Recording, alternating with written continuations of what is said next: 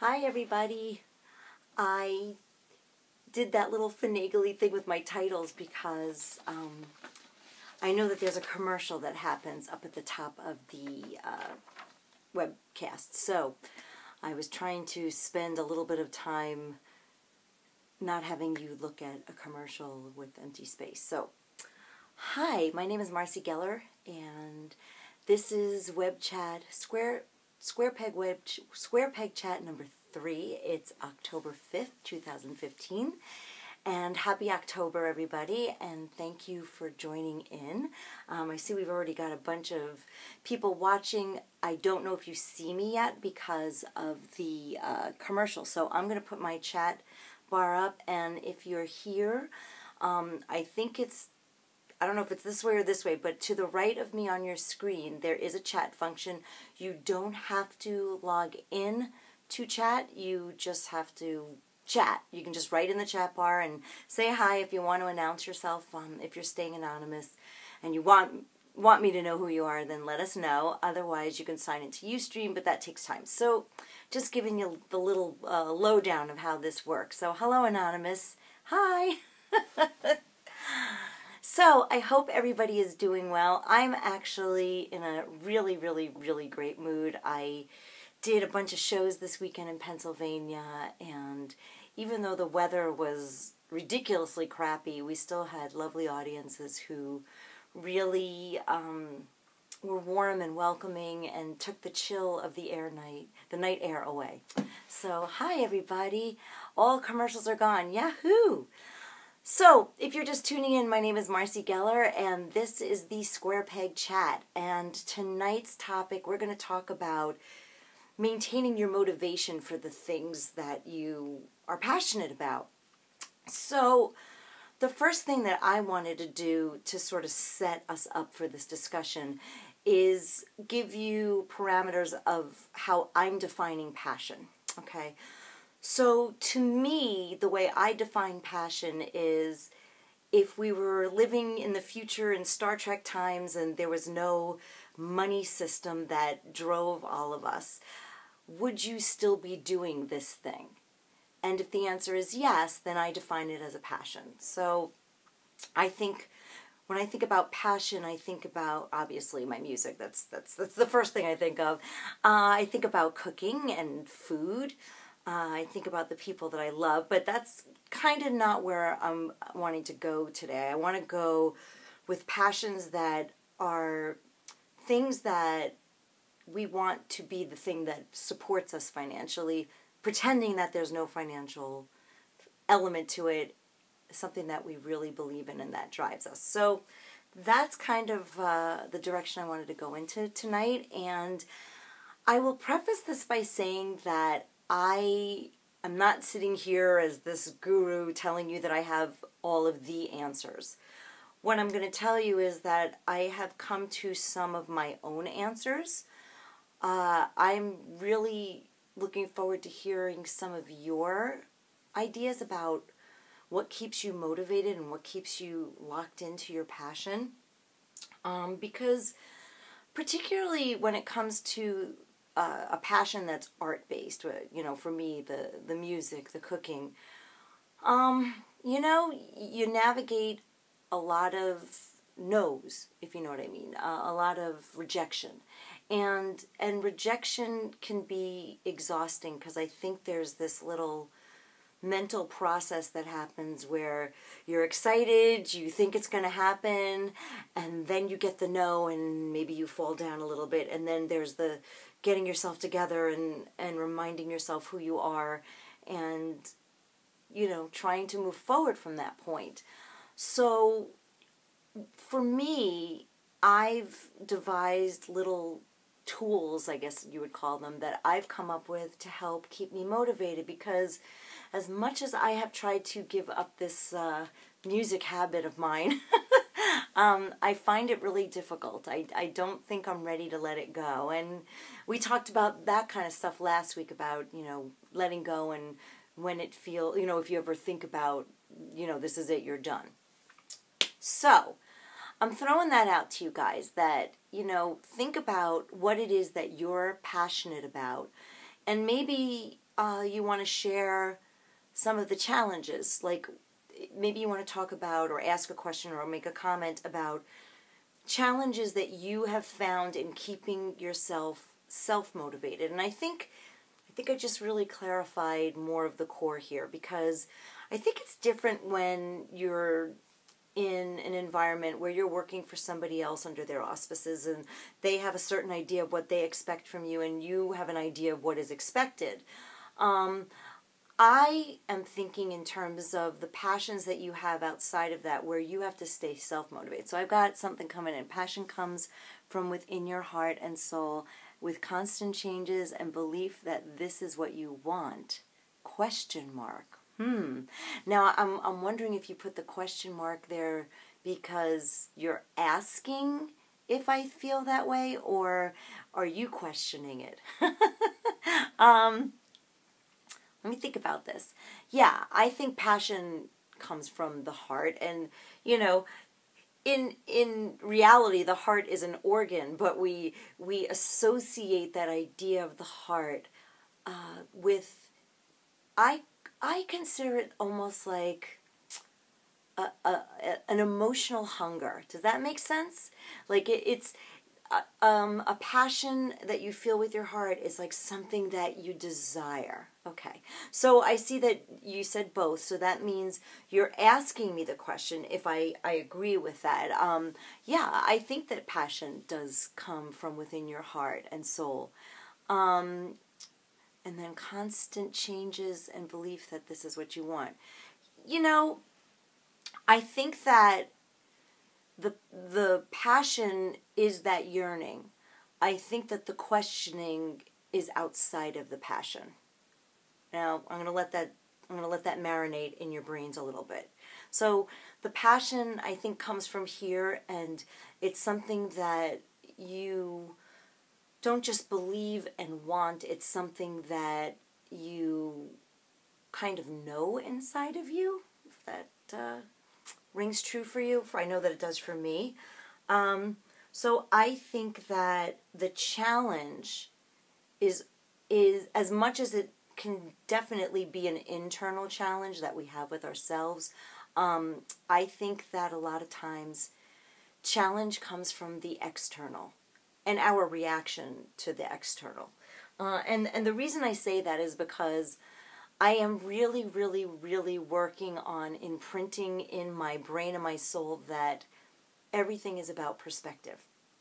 So just because something feels bad in the moment, I do have the opportunity to change that perspective in every given moment and change the way I'm looking at something, and therefore that experience changes.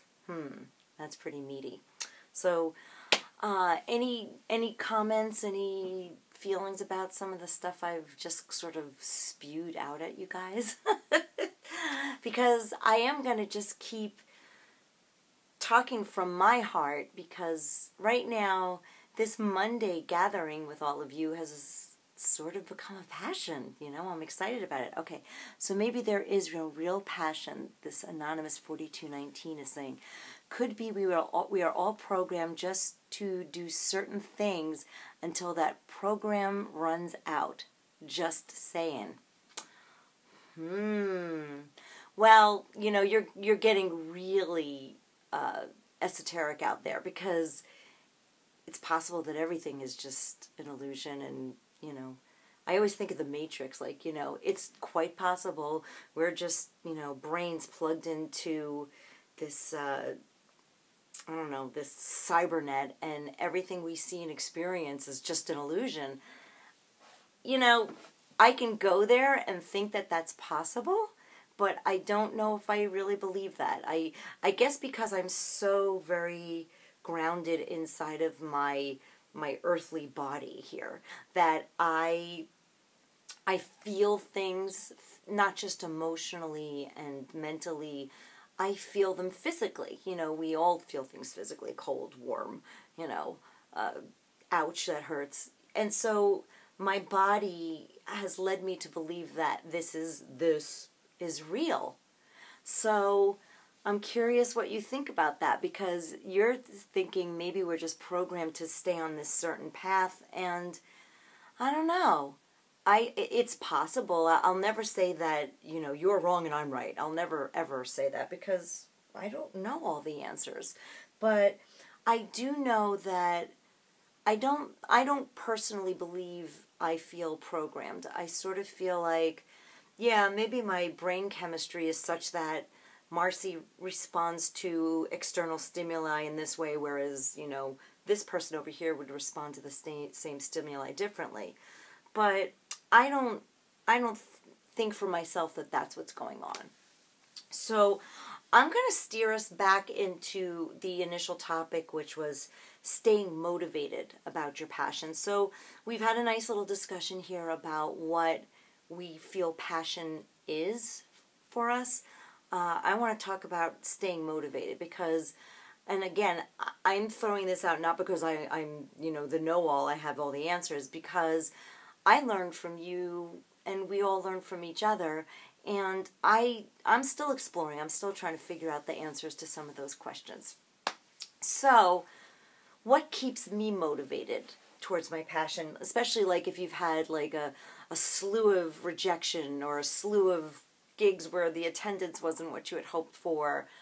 How do I keep myself motivated? Well, I wrote some little things down here just to make sure I stayed on track. So, for me personally, the number one thing that I do to help maintain my motivation towards my music is I try to be mindful of taking care of myself. And I know that might sound all, warm and fuzzy, and it is, I think that even when we have love and friendship and family, ultimately we are responsible for ourselves. So I do things that keep me in a good headspace. I try to meditate every morning. I journal every morning. I exercise pretty much every single day, and for me that's a biggie because it's that release of endorphins that keeps my head in that good space. I'm really mindful of trying to listen to my gut. I think a lot of times we're programmed to listen to our head or our hearts, And I find that if my head is saying, well, this is logical, you should do this, and my heart is going, but I don't want to do it, but my gut is telling me this is what you should do, I find for me that the gut is usually the voice that's most in line with what I'm trying to align myself with. So I've been really working hard to listen to that little voice, that gut voice inside, because that's the thing that will sort of help steer me through the obstacles. The other thing that I do is, when there are times when maybe you get banged with a bunch of rejections, one after another, and it feels sort of hopeless, I will always seek out places of beauty because it reminds me of good stuff, and that may sound very simplistic, but I will take a drive to our neighborhood beach and go there as much as possible because oh, boo, commercial. Okay, so I'm just going to hold that thought. The people in my head like my music, so I do it for them. Oh, well, I'm the people in your... All right, so I heard that there's a commercial. I'm just going to yammer a little bit here, and you guys tell me when the commercial is over. And if you want to give me a hint as to where we left off, that would be helpful too. Let me know if there's still commercials going on. Let me know if there's commercials still going on. I use this opportunity to grab the guitar for anybody that's still able to see me. Is there anybody that can see me right now, or you're all seeing commercial? Let me know. Well, I'll take this opportunity to tune up the guitar.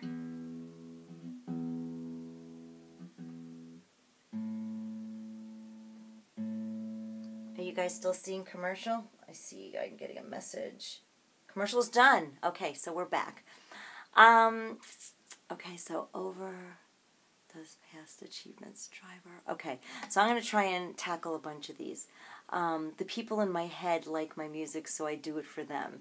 And, you know, I wonder if you're being sarcastic about saying the people in your head, or if it's an idea of, like, you know, the people that you imagine are listening to yourself. So, yeah, we do it for them. We do it for ourselves, and we do it for them. So, yeah, I like that. Having a healthy mental and physical state can help keep you motivated. Amen. Totally agree with that. That's kind of what we were talking about before the commercial broke in. Overdoes past achievements drive our passion? I'm not sure. I'm not sure what that means. Overdoes past. Maybe it was a typo or an autocorrect that was supposed to be, how does past achievement drive our passion? Okay, that's a good one. That's another little tool that I do. Before the commercial, I was talking about how I will try and find spaces of beauty, you know, whether it's the beach, whether it's painting, whether it's listening to music. I will find something of beauty to sort of jog me out of that space where I'm feeling the darkness of rejection. And when we talk about past achievements, that's another tool that we can use. You know, when it's feeling like the world is just saying no to us, we can remind ourselves of that really special yes that happened. Does that make sense to you guys? I think that reminding ourselves of good things is always a place to find some sense of peace and presence, you know? Because it's very easy to get sucked into what's wrong. And I think, you know, when you think about staying motivated, to me, motivation, it's an action word. And so we're talking about keeping in action towards our passion. And so my acts of action are, like I said, you know, taking time to exercise, taking time to meditate, taking time to journal, eating right, especially as we get into these colder temperatures. You know, the tendency for I can only speak for myself, is to gravitate towards more heavy, warm, comforting foods. And that's going to do pretty much the opposite of what I want. That's an interesting, quite like World Falls Down. Yeah, and I really would love to do a piano song. I'm just really terrified you're not going to hear my voice over the piano, but we can try it. Anyway, let me finish the thought, and then we'll finish up with a song.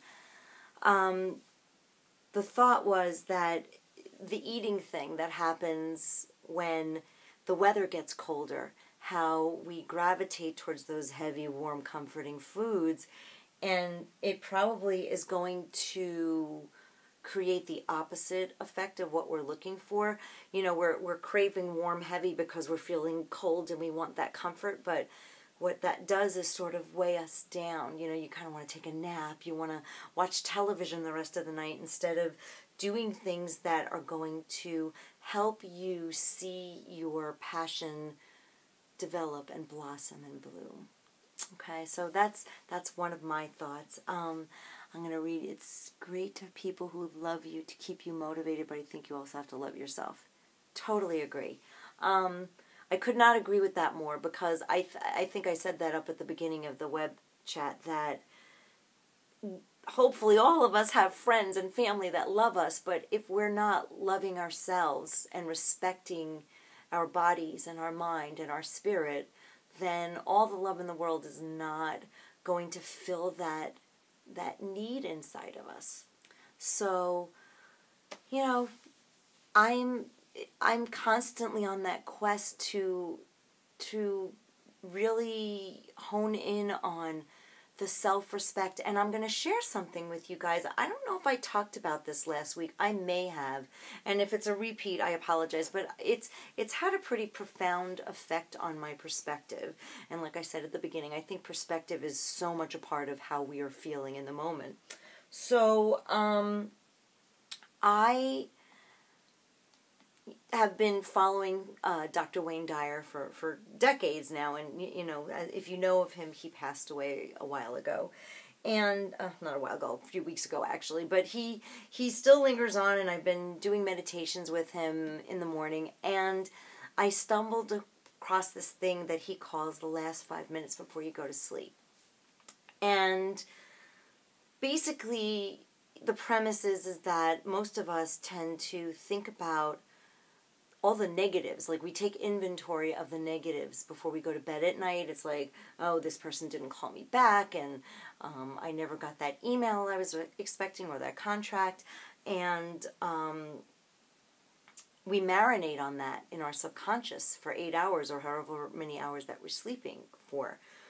I have been doing the last 5 minutes before you go to sleep, which is to marinate on positive things, and they're things that I say in the present tense. So, I am happy, I am joyful, I am peaceful, I am successful, I am respected, I am talented, I am a fabulous sleeper who gets 8 hours of sound sleep every night. I put these things into my psyche right before I go to bed, and then I feel like they sort of marinate inside my brain. And when I wake up in the morning, instead of that dragging yourself out of bed, I sort of feel excited now. I feel like, okay, I marinated all these good things inside of my psyche, and they're there. They're like little seeds that I planted, and any one of them can blossom in a number of ways that could be really, really good. So that's one of the things that I do to keep my attitude positive, which I think a positive attitude is, you know, goes hand in hand with keeping yourself motivated. Other things that I do to keep myself motivated is I try to maintain a level of organization in the way I go about my business. And for me, music is still business. Yes, it is art and it is creative, but if I want to earn a living at it, it's business. So I really, really try to keep organized, and I use a lot of different tools for organizing myself. I use my smartphone that syncs to all of my devices, my iPad, which is, you know, blasting this web chat across the airwaves right now with my computer. And I have places that I keep ideas so that those ideas can stay in a place where I have them, but they're not going to distract me all day long, because sometimes, you know, you'll be trying to remember, oh, I have to book that plane ticket, but really what you're doing in the moment is something different. So I sort of like keep a list of the follow-up things that I need to pay attention to tomorrow, you know.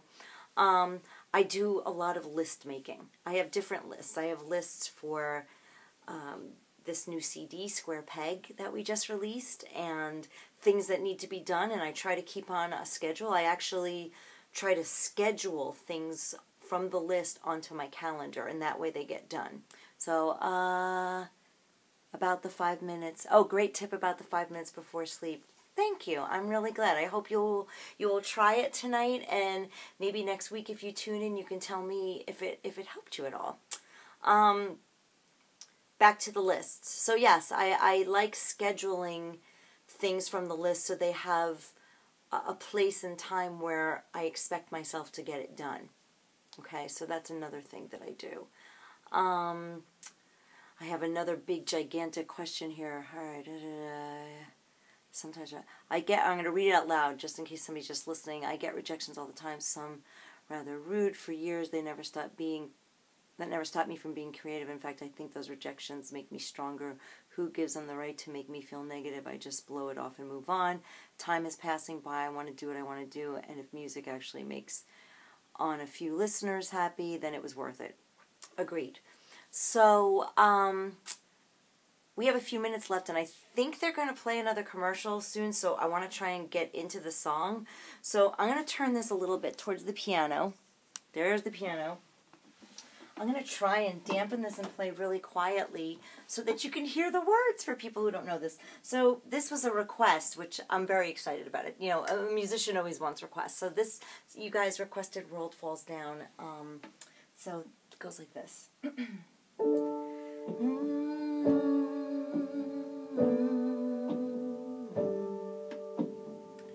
Well, this latest news shouldn't come as any surprise, being that lately things have been so strange. And I know that this is just one of those many moments that I stand up when the world falls down on me. On me. You can hear the voice.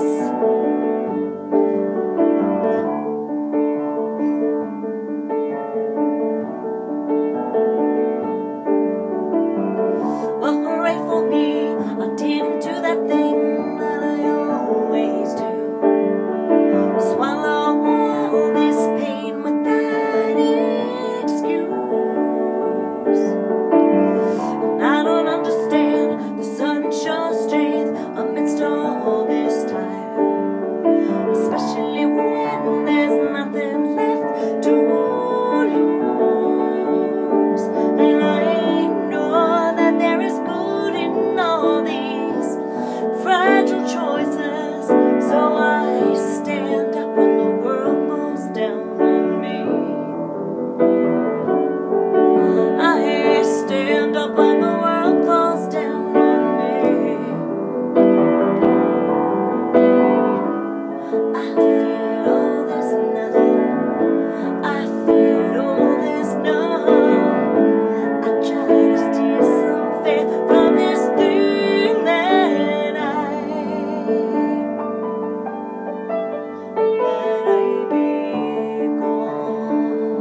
become. I can see that there's an ad playing, so I'm going to keep vamping here. Tell me when the ad is done, if you hear this. Oh, commercials. You don't have any ads, so I'll keep singing to you. Well, this latest news, it is no surprise, I'll be sure to add another disappointment to the book. And I know that this is just one of these many moments that I stand up when the world falls down on me. I stand up when the world falls down on me. I stand up when the world falls down on me. Hey,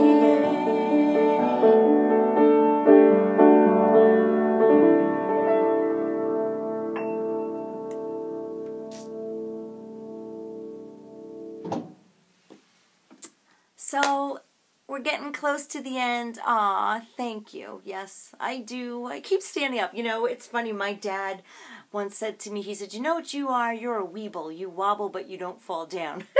So, thanks, Dad. I kept vamping during the ad because, like, I'm like, somebody's watching still. So, how long does it take you to memorize your lyrics at any time? I do have a tip on how to do it. And I'm not saying that I always follow this one, but I got a really good tip a long time ago.